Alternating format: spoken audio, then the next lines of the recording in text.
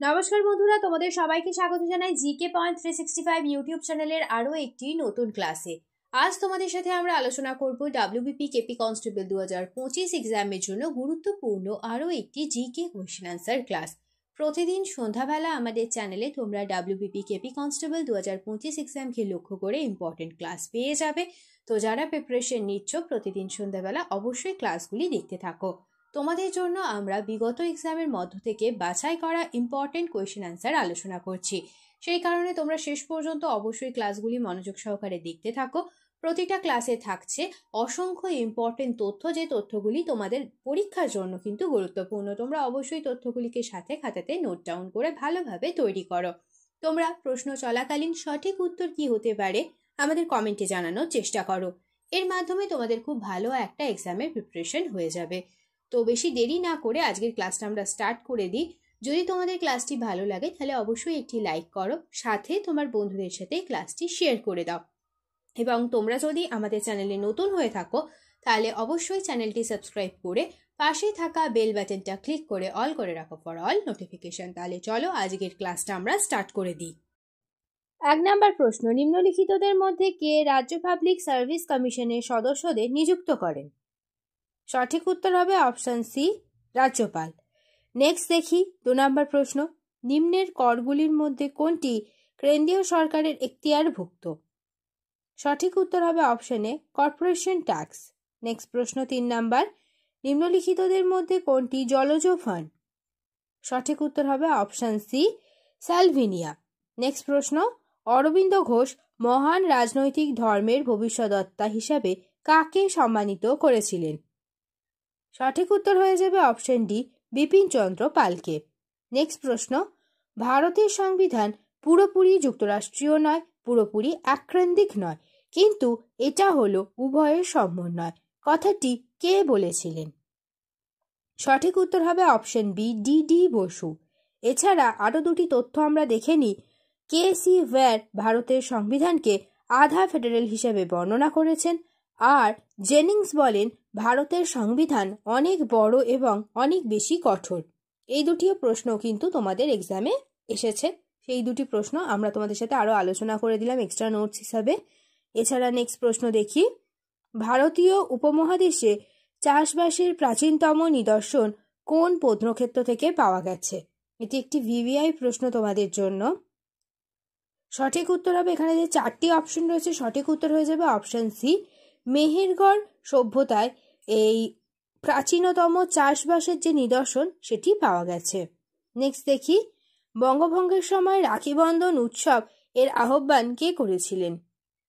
আশা করছি প্রশ্নের উত্তরটা তোমরা সবাই পারবে। সঠিক উত্তর হবে অপশন বি, রবীন্দ্রনাথ ঠাকুর।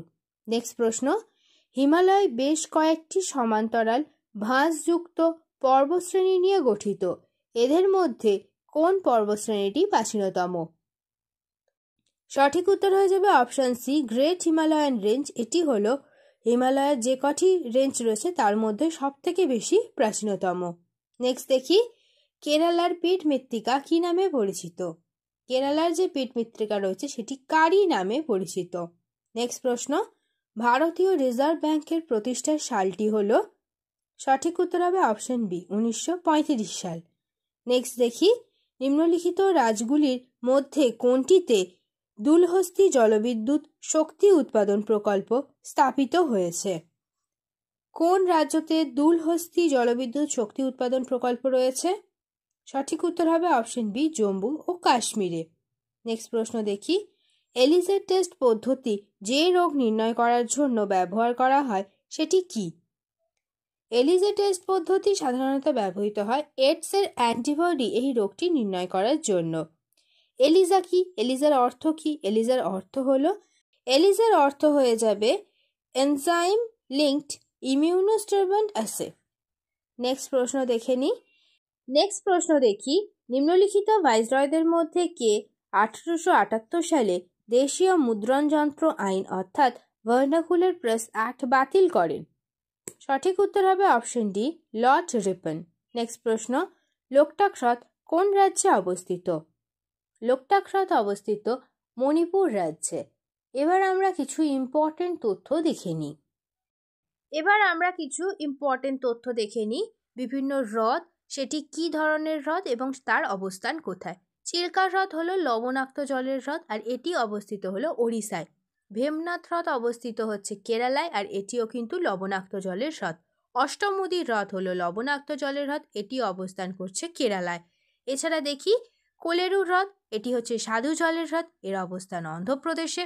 উলার হ্রদ, এটি হলো সাধু জলের হ্রদ আর এর অবস্থান হলো জম্মু ও কাশ্মীরে। নেক্সট প্রশ্ন, ভারত মাতার চিত্রটি কে অঙ্কন করেন? সঠিক উত্তর হবে অবনীন্দ্রনাথ ঠাকুর। অপশন বি হবে এখানে সঠিক উত্তর। নেক্সট প্রশ্ন, বিশুদ্ধ জল যে তাপমাত্রায় জমে যায় সেটি হলো 32 ডিগ্রি ফারেনহাইট। অপশন বি হবে এখানে সঠিক উত্তর।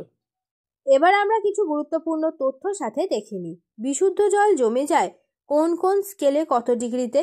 32 ডিগ্রি ফারেনহাইটে জমে, 0 ডিগ্রি সেলসিয়াসে জমে আর 273.15 কেলভিনে বিশুদ্ধ জল জমে যায়। এবার আমরা দেখি জলের স্ফুটনাঙ্ক। 99.98 ডিগ্রি সেলসিয়াসে জল স্ফুটনাঙ্ক হয়, 211.96 ডিগ্রি ফারেনহাইটে স্ফুটনাঙ্ক হয় আর 373.13 কেলভিন স্কেলে জলের স্ফুটনাঙ্ক হয়ে থাকে। নেক্সট প্রশ্ন দেখি, চাঁদ বিবি দাক্ষিণাত্যে কোন সালতানাতের শাসক ছিলেন? সঠিক উত্তর হয়ে যাবে অপশন সি, আহমেদনগরের।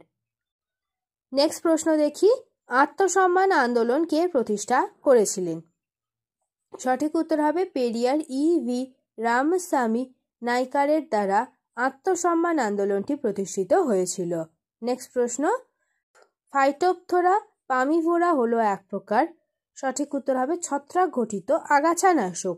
নেক্সট প্রশ্ন, West Bengal industrial development corporation limited WBIDC স্থাপিত হয়েছিল কত সালে?